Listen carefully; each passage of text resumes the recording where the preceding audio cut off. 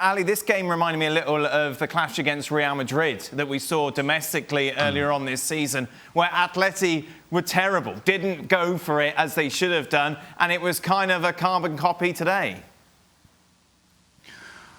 The thing about Atletico Madrid and Diego Simeone, for that matter, because I think that this reflects very poorly on Simeone, and it's a criticism of Simeone, is, look, man, there are moments in which you have to get after your opponent, in which you have to be the aggressor. And not the aggressor by kicking people, but the aggressor in the way that you play the game, in which your lines can be further forward, in which you can allow your creative players to take over and really express themselves.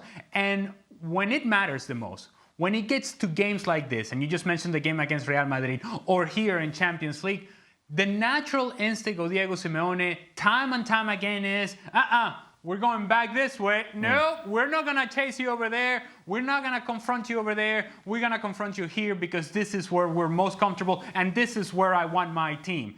And that in itself, I think, shows you the limitations of Atletico Madrid. That even when they have the players, even when they have the talent, their willingness to attack is not quite there, because at times Simeone says, no,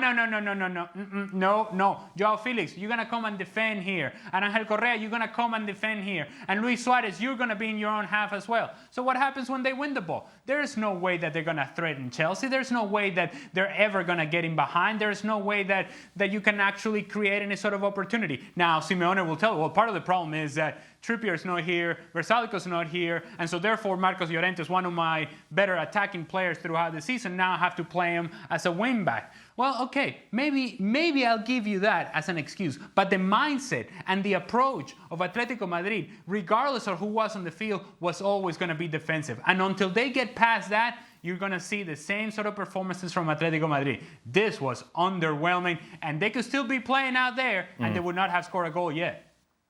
You're going to go to Chelsea hater? Well, I'm going to ask a question which you will say it's stupid, and I think it is a little stupid. Well, don't ask it. No, but because I think people will want the answer to it who are out there, and just your response is, could Frank Lampard have got this same result? Yeah. But you were right in your analysis of the question. I mean, Tuchel, look, how the hell do I know? Well, see, that's it. Yeah, and that's the response that I was expecting probably deserved. Tuchel has no losses since he's come in. Yeah. He's got 2 draws in the Premier League. Yeah. One against soft opposition, pretty much. No, and I said that on the show the other day. The clean sheets were against teams that don't attack. And lo and behold, he's played another team that's been reluctant to attack. So he's kept another clean sheet. They lost a goal at Southampton at the weekend. But he's gone with this shape every game. Now, what's been slightly strange is you'd have thought, OK, he's going to play a wing-back. So he's going to play Azpilicueta or Reece James, and he's going to play Chilwell at 50 million or whatever he is. He's gone back to Alonso. He's gone to Hudson-Odoi, who everybody was crying about at the weekend. So is that great man management in the end? Well, yes, because he has come in. He's had to evaluate the squad really quickly. I mean, not that he won't have seen Chelsea, but he's had to evaluate it at face value and make a quick decision. His quick decision was, I'm changing the shape, I'm changing some personnel, and this is the way we're going to go. Now, if he'd have said, I'm going back to a back 3 and I'm playing a wing-back, I would have said, Chilwell. But he hasn't, right? He clearly prefers Alonso. And if you would have said Hudson-Odoi had been right wing-back, I don't think you'd have got many people going, yeah, that's going to happen. Yeah. But again, he showed at the weekend, when everybody was saying he's going to kill Hudson-Odoi.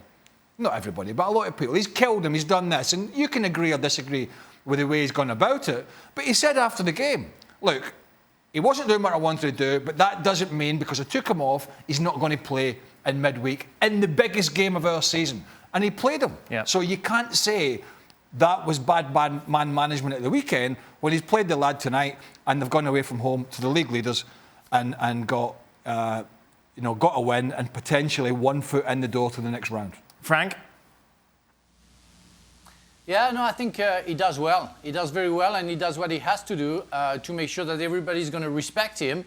I didn't agree with what he did to Hudson-Odoi, but the fact that he played him and put him in the first 11 tonight shows, that he has the respect for the guy. He wanted to give him a lesson, and that's good. I just want to say something because Ali maybe follows the Liga better than I do because I follow more the Premier League, but We saw in a week time 4 of the first in the Liga. And today we saw the number 1 in the Liga, Atletico Madrid. And we saw Barcelona getting slammed by Paris Saint-Germain. We saw Real Sociedad losing in Europa League very heavily. We saw today Atletico, and I forgot the fourth one that we saw. I don't know if it's Valencia or Sevilla. Sevilla. I think it's Sevilla. Sevilla against Dortmund. Sevilla, thank you. Yeah, exactly. And I really wondered, you know, is it the level of La Liga would drop dramatically comparing to the former season, or I don't know, maybe you have another explanation. But when we are very hard on the Premier League team and we wonder on the 3 teams in the Premier League, in the Champions League, who's going to get out, and it seems that the 3 of them is going to get out. We feel that we have to wait for Real Madrid to tomorrow, but maybe all clubs in La Liga are going to get out of the competition because they are so weak. We talked about this, didn't we, with Sidlow on yesterday's show, Frank. Thanks for watching. Just quickly, who goes through? who goes through, Ali? Any chance for Atleti? A fighting chance, I suppose.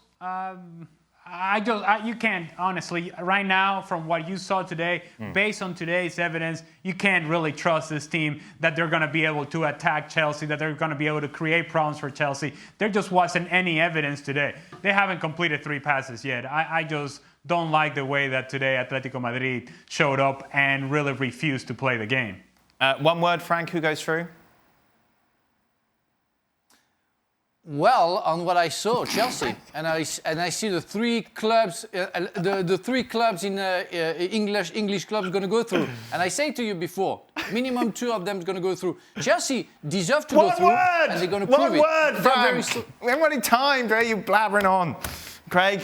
On tonight's okay, Chelsea. on tonight's evidence, Chelsea. Thanks so much for watching ESPN on YouTube. And for more sports highlights and analysis, be sure to download the ESPN app. And for premium content and live streaming, subscribe to ESPN+.